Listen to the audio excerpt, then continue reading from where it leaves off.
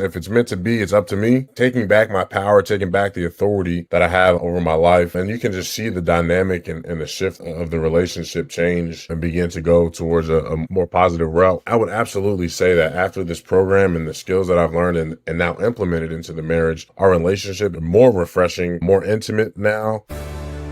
You just got to be coachable. Men, the admission for today's video is only one thing. Press that like button, but more importantly for you, press the subscribe button. Make sure after you hit the subscribe button that you do change those settings to all. I don't want you to miss one single video that could actually help you save your marriage. I have a testimonial coming in today from James. He and his wife actually had a pretty good marriage, but he got lured into infidelity with a lady that actually was in his church. James, whenever you came into the Divorce Stoppers program, you had ended that affair almost 2 years before you came into the program. But ultimately, your wife never knew about the affair while that was going on. Your mindset focusing on, I don't deserve this marriage, caused you to ultimately act out on that to the point where your actions were in line with somebody that doesn't deserve to have a good marriage, which ultimately pushed your wife away. So she ended up leaving you 5 months after the affair ended, not even knowing about the affair. Is that correct? That's correct. Yep. Can you go ahead? I'm sorry. Well, I was gonna kind of elaborate on what you said a little bit. Okay. And it's just funny. The funny thing about temptation is, as men, we think we're strong and disciplined and that we can resist it.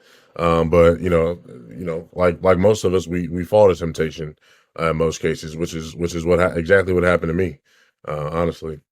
Yeah, and the temptation is one thing, and even like falling into something that's like sexually immoral and all that stuff, as bad as that is, a lot of people think that that's like one of the number one causes of divorce. It's not. Typically, when an affair ends, typically the person that's been offended can forgive, and I like to say forget, but my definition of forget means that I'm not holding that against you in judgment anymore. Can you kind of talk a little bit about like why was it so difficult, do you think, to forgive yourself? Well, I think first things first, one of the main reasons it was so difficult to forgive myself is simply because I know those 18 months I was operating outside of the character and who I know that I am called to be. Right. And that guilt was just so heavy. It was the guilt. Like I mentioned, it was the operation outside of my expectation for myself, right? And it was, after it's all said and done, it's a healthy and humbling reminder that we are all human, and we all make mistakes. What I really appreciate about this program is that it's taught me that I'm not defined by my history or my past or the mistakes that I've made, but I'm who God has called me to be. But going back to the guilt, it was physically heavy. It was physically heavy, mentally heavy, spiritually heavy. And it was something that was extremely, extremely difficult to carry on a daily basis. Yeah, I'm glad that you mentioned like where the different ways that it's heavy. You know, a lot of people, whenever somebody's looking for, marriage help, specifically men that come into our program where the wife has said, I don't want to be married anymore, or I want to be separated. That's one of the first things that we implement through the 7 week, through the modules that we go through in the Q&A. We're constantly immersing you in how do you attract her back? And Yeah. I know that was one of the things that really appealed to you was when we talk about, you remember the acronym? Yep. There's spice. Yeah. Right. And that's that's for spiritual. You become more spiritually attractive, physically attractive, intellectually attractive, and your character attractive. And most importantly to women and to wives, the emotional attractiveness. And that was one of the things that you really didn't even see, how you didn't smell so spicy to your wife Right. because of your guilt and your condemnation and your shame. You were very emotionally unattractive. And for her, that was more of a deal breaker than finding out about an affair that you had ended, was this guy doesn't Right. smell good to me anymore. He doesn't smell like Right. spice. And so can you kind of talk about at what point walking through the program, part of the program with the way that we're different is I teach men how to easily, it's not hard work, it's just Hmm. not common sense. But the Right. program teaches men to think differently, to be renewed by their mind. If you think Hmm. about like when you first met your wife, you weren't working on your relationship to fall in love. But yet, when you start having relationship problems, everybody wants to start working on it, and working on it's Yeah. always the one thing that's not working. Yeah. Yeah. That's a And it's fact. That's a because it's fact. because of this guilt and shame. Now I feel like I have to be punished by working on it because I should pay the price. Ultimately, the one that ends up actually paying the price when I decide I should pay the price is my spouse. Through the Divorce Stoppers program, what we want you to Yeah. do, we're not trying to get you to climb up this grueling mountain where it's hard and step by step. You're already at the top of the mountain. It's just she's looking up there saying, I don't want to be with that fool. Right. And Right. so Right. she Yeah. wants you to take the easy steps emotionally down to the Yep. river where she's at. Yep. Because she wants you to be the safe person to talk to. And she doesn't care if you don't forgive yourself because she wants you to forgive yourself. Why? Because by not forgiving yourself, what's that doing to her? Right. I hear this a Right. lot, and I love on social media, obviously in the business that I'm in. So, social media feeds you stuff that's in your field. And I see these posts all the time. If you love her, let her go. So what happens if you let her go? Now she's a divorcee, and now she's forced to either be single and alone or enter Hmm. into a new relationship, which now that you've messed this one up for her, right? And you haven't just because you love her so much, you decide to let her go. Now, statistically, her next relationship has just increased like 700% that it's going to be a failure because the Right. next relationship has a lower statistical success rate of surviving. So I Right. think that if you love her, you should become the best version of yourself, attract her back, and give her the life that she deserves with the man that she wants to be with. What do you think about that? Absolutely. No, I 100% agree. I think it's actually funny because when I met my wife, I wasn't looking to date. I wasn't looking to marry. Honestly, I was in a season where I was doing my best to just focus on myself. I was literally just trying to doing my best to pray, work out, go to work, pray, work out, go to work, read my word. And I was bettering myself. And I think what my wife was so attracted to me about is she saw that, right? She saw my purpose, she saw my vision, she saw me working towards my purpose, and that's how we came together, right? And that's how it was for a while. And when you begin to lose sight of that, or really you get comfortable, if I'm being honest, you get comfortable, and that drive and that vision starts to dwindle a bit. And that's really how I ended up slipping into some infidelity, simply because I stopped focusing on being the best man and guy that I could be, and started focusing on other things or just getting complacent. Yeah. And once I went through the program, and you were teaching us kind of about, just if it's meant to be, it's up to me. Yeah. Taking back my power, taking back the authority that I have over my life, and just continuing to grow closer to God and pursuing my purpose, my God given purpose, is when our marriage began to mend together again. I love that you just actually said, I'm going to reword what you said. When I stopped working on the relationship started working. Yeah, yeah, yeah. So at what point in the program, so as you're going through the 7-week modules and we're talking about Mhm. spice and how to increase in your attractiveness and helping you understand that holding on to guilt is just selfish and that's the worst thing that you can do for her, like you're doing an injustice to your spouse. At what Mhm. point in the program did you start believing that? And then as you started believing it, what were the changes that she noticed in you first? and that you kind of noticed in yourself when you started seeing wins with her? So I would say probably, and I kind of got to estimate here. I'd probably say around week 4, when we got really involved with some of the Q&A sessions with some of the other guys. And I realized people were going through the same things I was going through, right? Like, guys had these questions, or I even had questions throughout the 7-week module. And I kind of got to see their strategies and their perspectives on things. And then, I kind of just let go and said, you know what, let me just like put this into action, right? I've been studying this textbook stuff. My course director, he's great, but let me actually do instead of just think, right? And honestly, it just straight up started producing results.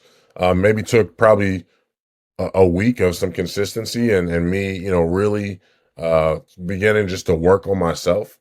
And you can just see the dynamic and the shift of the relationship change, and begin to go towards a more positive, uh, a more positive route. Yeah, I love that. Would you say as you transition through this, I use the acronym SPICE for the levels of attractiveness, but would you say you smell a lot better today in the form of spice than you did when you started the program? Oh, 100%. Oh, my stench, I couldn't even stand my own stench in the beginning of the program, right? And now I can tell that my wife loves my new aroma, right? And it's a refreshing aroma because it's not now it wasn't the same aroma that we came into the marriage with, right?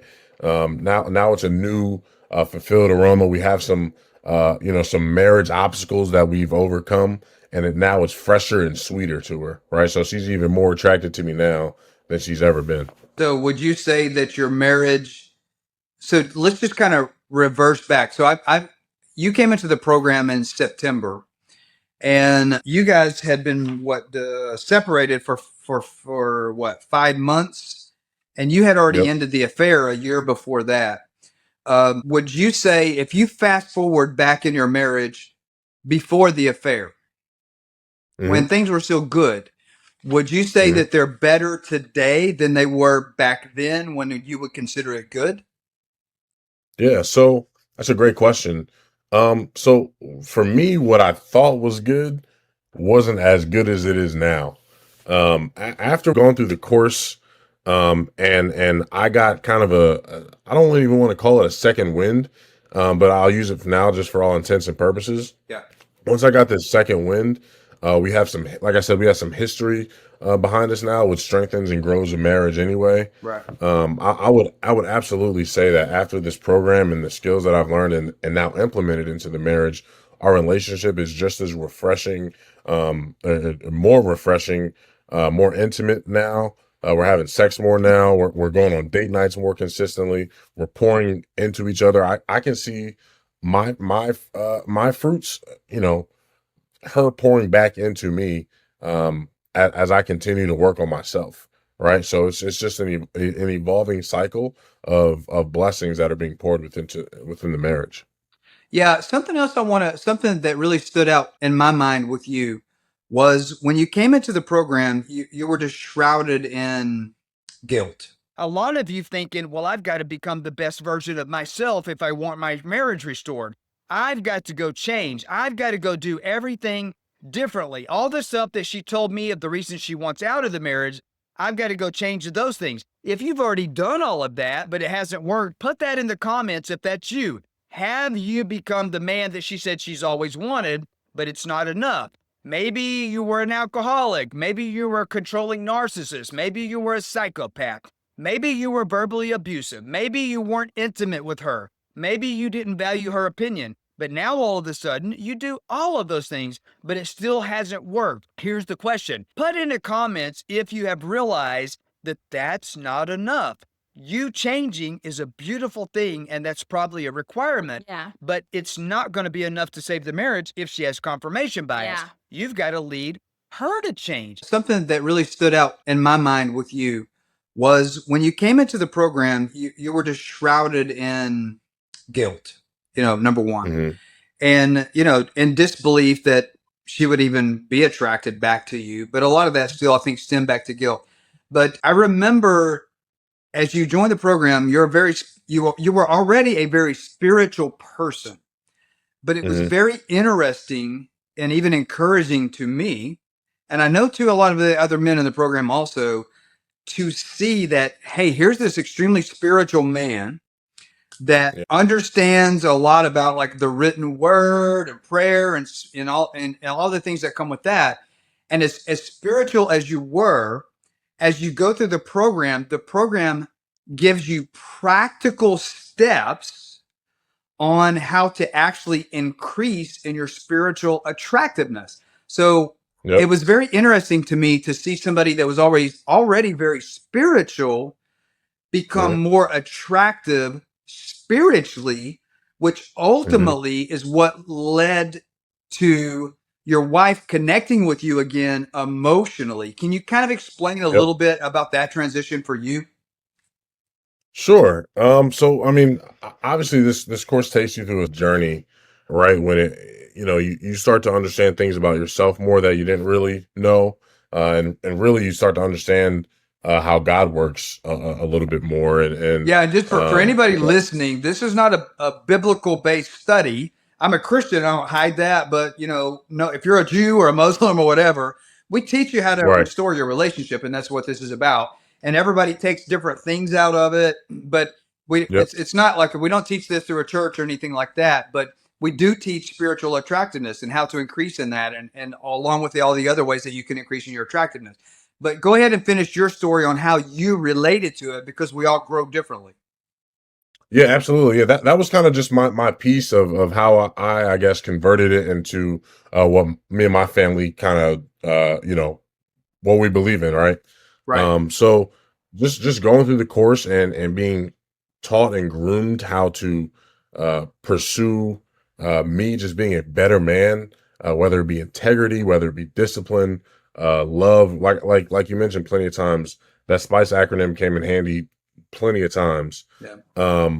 There began to be a better and different connection that my wife and I came about to, and it wasn't just physical, right? It wasn't emotional or mental, right? It came to that, but we began to develop a spiritual attractiveness to each other, and where we were simply one, as a marriage should be, and those types of attractions just continued to grow and grow and grow. Like I said, spiritually, mentally, emotionally, and physically, honestly.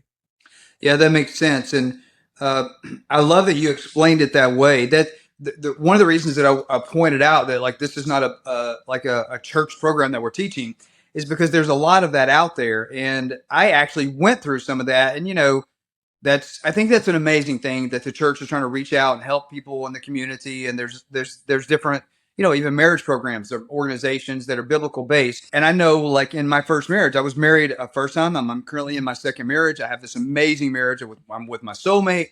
But in my first marriage, when that marriage was coming to an end, and I was trying my Mhm. part to save it, I didn't want it to end. 70% of marriages are filed by women, so usually Yeah. it's the women filing, the men don't want it.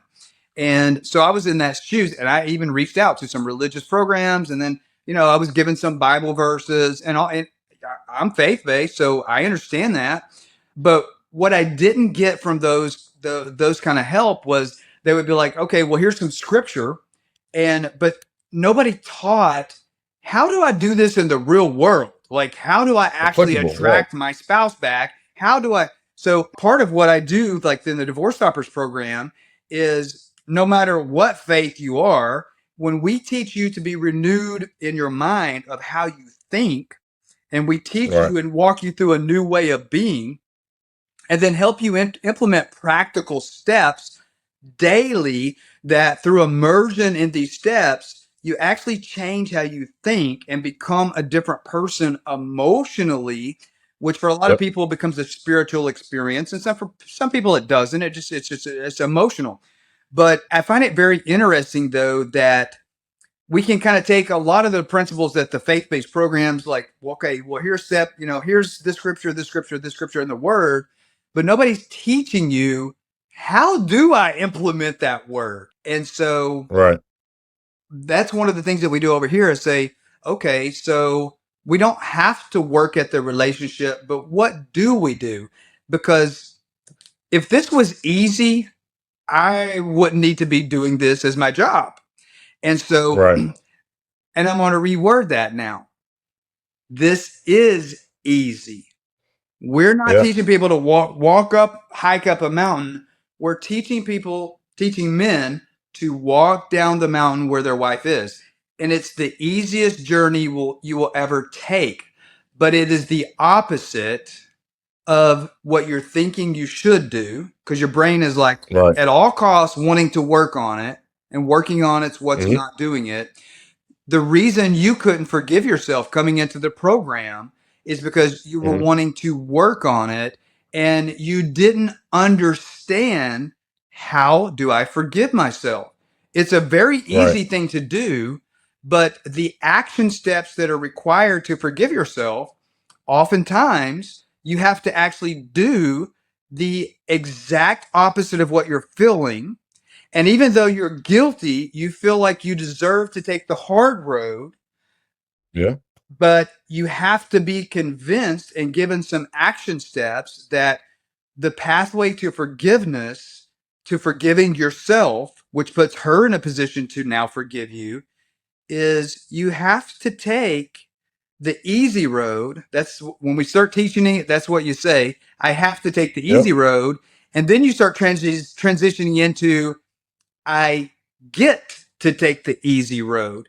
And the things that you think Yep. you have to do, you transition into thinking, the way of thinking was, I get to do this.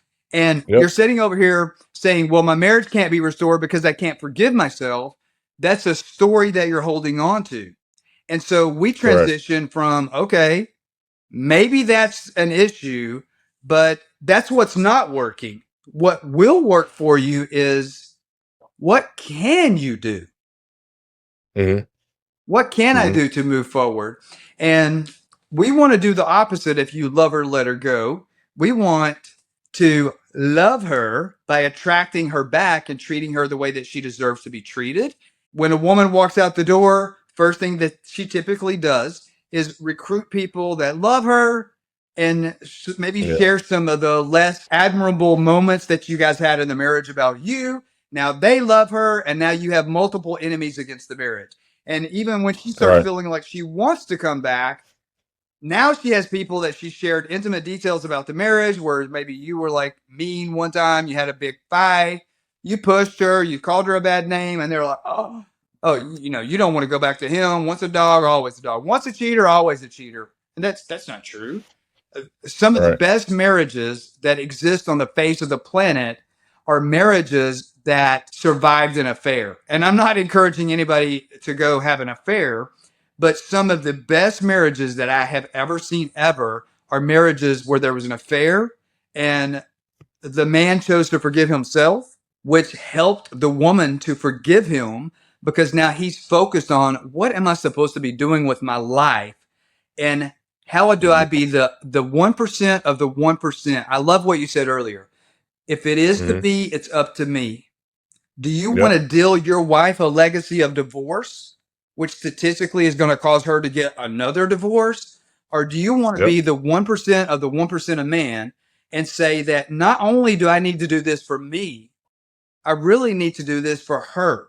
Because by Yep. me saying, if it is to be, it's up to me, to be honest, unless she starts saying, if it is to be, it's up to me, she needs you to be the one that forces it to be, by stop As the man. forcing it. The way that you Yep. do it is by stop forcing it. You do the opposite of how you're feeling. And that's how you practically implement and grow, even spiritually, but especially emotionally. Anything else you want to share about Yeah. that? Not really. I just really, I mean, I really appreciated what you said in terms of, being transformed by, our mind, and really a shift in mindset when it comes to restoration, and, achieving what we're all here to accomplish. So that was probably one of the biggest things that was pivotal for me, was, not just getting wrapped up in how I think, but understanding that this, if this wants to get done, it takes a transformation of your mind. Yeah, I can relate to, I think the reason that I'm uniquely qualified to do this compared to anybody else that's out there, and I know because I Mhm, looked, because I needed help once, is mhm, that the things that you have been through, I actually in my first marriage, I actually experienced it. I stepped out, mhm, and the guilt, and I stopped. I did the same exact thing. I stopped.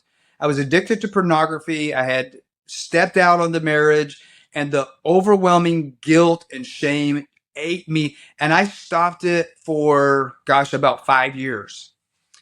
mhm, And it just ate me up. And ultimately, my guilt and shame and condemnation actually just made me, because I didn't feel like I deserved forgiveness, and and I was very spiritual, and I was also very biblical. Like I went to church and stuff like that, mhm. and I knew that that's the reason I had stopped doing all those things. I had stopped looking at pornography, all this stuff. I chose to do that on my own, and I even knew like scriptures around that, and I went to church and I sought, counseling from my pastor, and all I got was like Bible scriptures. And I'm like, Yeah. okay, I have all this, but how do I make that work in my life? And after I kind of went through some things in my marriage, and then I started like fast forward like a few years, and I enter a new marriage and things are peachy. I didn't think we'd have any problems. Nobody cheated. There was no pornography. There was no addictions or drugs or any of that. But what happened was stage 4 cancer diagnosis, and that built up some resentment. And then so I'm finding myself in like a situation where there's some issues that I'm like, I don't know how to navigate those. And I actually started trying things and journaled them as I did it, and found these wins Mhm, and found these wins and found, how do I start thinking differently? How do I stop working on the marriage and then start seeing massive results really, really fast? And how do I stop thinking that I need to do all this hard work when I met her, we didn't do a lot of hard work. I didn't attract her right. through hard work on the relationship. And so when I let go of those inner beliefs and actually started changing how I thought about everything, and it was easy for me to do because Yeah, here I am, I got a second chance on life. I almost died. And now I yeah, have a yeah, second chance on my life. And it's easy for me. It was easier at that point for me to just like hold on to all these beliefs, these inner vows where I thought I had to take the hard way, the hard road, which is like the road everybody travels, right? If you go see a marriage yeah, counselor, or even if you go to a church a lot of times and talk to a preacher, they're going to give you the hard road, and it's out of ignorance. It's out of yeah, ignorance. And it's just because our DNA thinks that if we want to accomplish something, we got to work hard for it. Well, if you want to be physically attractive, mhm, I mean, I don't know. A few months ago, that bicep was a U, and I'm starting to gain yeah, my weight back. And it's hard work in the gym to get that bicep to start bulging again. But that's not the same way in a relationship. yeah, A relationship grows with fun, not yeah, talking about the serious stuff, not talking about the relationship, not working on the relationship. And even if we like are a spiritual person and we want to tie scriptures to it or whatever, I was actually talking to another gentleman who was giving me a testimonial, and he kind of brought up something which was actually the foundation for, I was actually praying about my marriage with my wife and asking like, God, how do I do this? I had been a marriage coach for couples with 100% success, but I was having some issues and didn't know how to do this myself. And then that's when I actually read some scripture around that, like around the Jericho walls, like march around and you don't have to do any work and they'll crumble. And that's what I was in, a yeah, separation, just like you. And I was like, I yeah, couldn't get her to talk to me. And when I started realizing that I don't have to work in order to make the walls crumble, I have to back up, stop working, and then the bricks will just start falling. And that's what worked. And right, as I started seeing that work and the bricks falling, that's when I started saying, this guilt I have for being a jerk, and some of the stuff I said to her when I was on medication for cancer treatment that was making me have anger issues. I remembered some of the stuff I said, and it was like bad. It was like really hateful. Then I actually could get in a position, as I saw the bricks start falling, I'm over here on the other side working on myself. And I'm like, that's how I let go of the guilt for what I did. Because right, now that the bricks are coming down, I can understand how I made her feel. Instead of going saying, I'm sorry that I was mean to you, I'm now going to her saying, I've really thought about some of the stuff that we've been through. And I want you to know I feel horrible. And I hope you can find in your heart to forgive me for the way I made you feel. Right. And that becomes genuine. That's like a spiritually, emotionally charged, real apology. And when I learned how Yeah. to apologize that way, the bricks that had stacked up in me, holding on to guilt and shame, Yeah. it just fell off. And that's actually Yeah. biblical, but nobody ever taught me how to practically implement that in the real life. Right. And I figured Right. out how to do Same it. for me. And now I teach other men to do it. And that's why I say 100%. There's other programs out there that tout, we got 70% success. And I'm like, well, isn't the divorce rate 50%? And in second marriages, it's 70%. Like, are y'all taking Yeah. on second marriages? And they, I'm like, are you seriously bragging about that? 70%. I'm not buying that. For me, we're taking every man in the program where they're supposed to be, and it's 100% of the time. And that's just what I'm going to tout Mhm. until the day I hit the casket. If there's a man out there and maybe they're feeling guilty and maybe they're thinking there's just no hope, she's telling them it's over and she's not having it, what would you tell them if they're on the fence about the program? Like, what would be your advice? My advice would be, if you love your wife, if you value your marriage, take the program. There's no better statistics than 100% success rate. Why not consider yourself part of those statistics?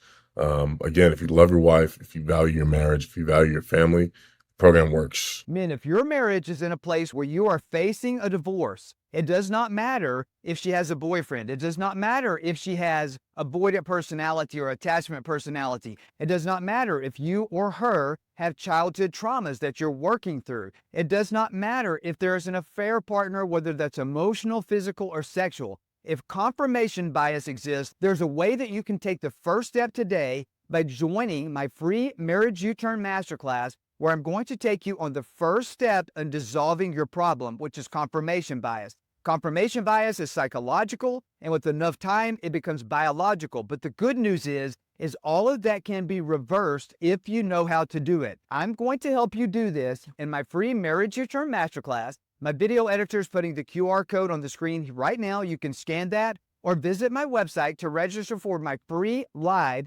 Marriage U-Turn Masterclass at denvergriffin.com/masterclass. Visit that today to take the first step of changing your life. You have a need for speed. Put time on your side because time is probably running out.